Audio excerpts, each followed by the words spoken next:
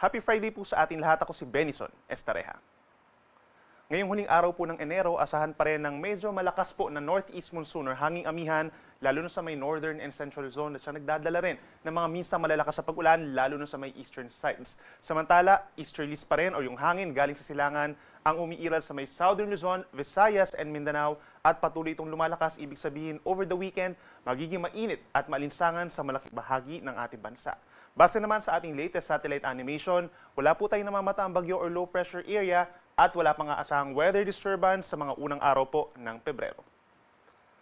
Ngayong araw, asahan pa rin po ang mga paulan sa ilang bahagi ng northern and central Luzon dahil sa amihan. Asahan pa rin ang minsang malalakas na ulan dito sa may Cagayan Valley, Cordillera Administrative Region, lalawigan ng Aurora and Quezon. At posibleng umabot pa rin sa hanggang 100 millimeters ang dami ng ulan sa may eastern portion of mainland Cagayan, Eastern Isabela at hilagang bahagi ng Aurora. Kaya't mag-ingat po sa mga posibleng pagbaha at pagguho ng lupa at yung mga nabanggit natin na lugar, magdala po ng payong kung nakailangan. Samantala dito naman sa may Ilocos Region, rest of Central Luzon, Metro Manila, and Rizal, may epekto rin po ng northeast monsoon. Kaya't asahan minsan kumukulim ng mga panahon at sasamahan din ito ng mahihinang ulan, lalo na sa may Metro Manila, Rizal, ganyan din sa may Bulacan, and Nueva Ecija. Kaya make sure din po na meron dalang payong habang bahagyang maulap at minsan maulap na kalangitan for the rest of northern and central Luzon. Dito naman sa natitirang bahagi ng Calabarzon, Bicol Region, and Mimaropa, may mga lugar pa rin po na magkakaroon ng paulan bagamat hindi na ito malalakas at hindi tuloy-tuloy unlike nitong nagdaang 3 araw dahil yan sa easterlies, medyo mainit na po at madalas maaraw, may tsansa lang ng mga isolated rain showers or thunderstorms. Pagdating sa temperatura sa Metro Manila, medyo malamig pa rin po, between 23 to 30 degrees Celsius, habang mas malamig pa rin sa may Cordillera Region, between 15 to 23 degrees sa may Baguio City. Sa ating mga kababayan po sa Palawan, magiging maulan pa rin po sa may central and southern portions, epekto ng easterlies, habang dito sa may Visayas, fair weather conditions or madalas magiging maaliwalas ang panahon or maaraw, lalo na sa umaga hanggang sa tanghali over the western and central portions of Visayas. Habang sa may eastern Visayas, mababawasan din po ang mga paulan, epekto yan ng humihinang shear line, plus the easterlies na yung ating nangingibabaw na weather system, may tsansa lamang po ng mga pulupulong ulan or pagkidlat pagkulog. Temperatura natin sa Metro Cebu between 26 to 31 degrees Celsius.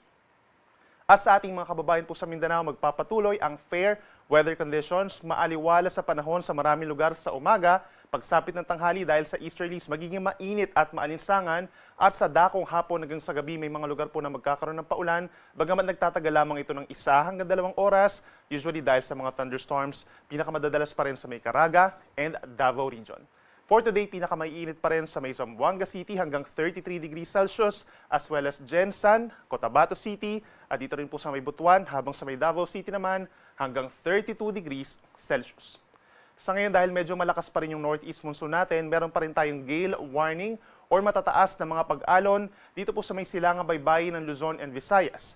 Hanggang 4.5 meters or nasa 1.5 palapag pa rin ng gusali for this morning sa may northwestern Ilocos Norte, mainland Cagayan, pababa ng Isabela, Aurora, northern and southern Quezon, kabilang ang Polillo Islands, dito rin sa may northern portion of Occidental Mindoro o Oriental Mindoro, southern Batangas, Camarines Norte, northern Camarines Sur, northern and eastern Catanduanes, pababa ng eastern Albay and eastern Sorsogon hanggang sa may northern Samar. Posible po ang maalon na karagatan at pagbawalan ang small sea vessels, lalo na po yung ating mga mangingisda. And then possible po sa paghina ng amihan over this weekend, posibleng by tomorrow morning mawala na rin itong gale warning natin. At para naman sa ating 4-day weather forecast, tulad ng nabanggit natin kanina, iira lang mainit na easterly sa malaking bahagi ng bansa pagsapit sa unang 2 araw ng Pebrero, pero may mga lugar pa rin po na magkakaroon ng paulan kagaya ng Davao Region, Soxalgen, Bangsamoro Region at mga nearby areas pa dito sa may central and eastern Mindanao. Kaya magdala po ng payong at mag-ingat sa banta ng baha at pagguho ng lupa. Habang sa natitirang bahagi ng bansa, mag-improve yung weather natin dito sa may eastern Luzon, yung mga naapektuhan po ng amihan at ng shear line at magpapatuloy ang mainit at minsan maulap na kalangitan lamang dito sa natitirang bahagi ng Luzon plus Visayas. Then pagsapit naman ng February 3, pagsisimulan lumakas muli ang hanging amihan or northeast monsoon at ganyan yung magiging senaryo natin for the rest of February. Minsan malalakas po yung mga bugso ng northeast monsoon kaya magkakaroon muli ng bahagyang malamig na temperatura lalo na sa kalagitnaan po ng susunod na linggo. May mga lugar pa rin na magkakaroon ng paulan dahil sa northeast monsoon kabilang ng Cagayan Valley, Cordillera Region at dito rin po sa may Aurora, Habang ang natitirang bahagi ng Luzon, Visayas, and Mindanao, partly cloudy to cloudy skies, may chance na rin ng saglitang ulan or thunderstorms. Sunrise natin ay 6:25 a.m. at ang sunset ay 5:55 ng hapon. Yan muna ang latest mula dito sa weather forecasting ng Pag-asa. Ako muli si Benison Estareha na nagsasabing sa anumang panahon, Pag-asa ang magandang solusyon.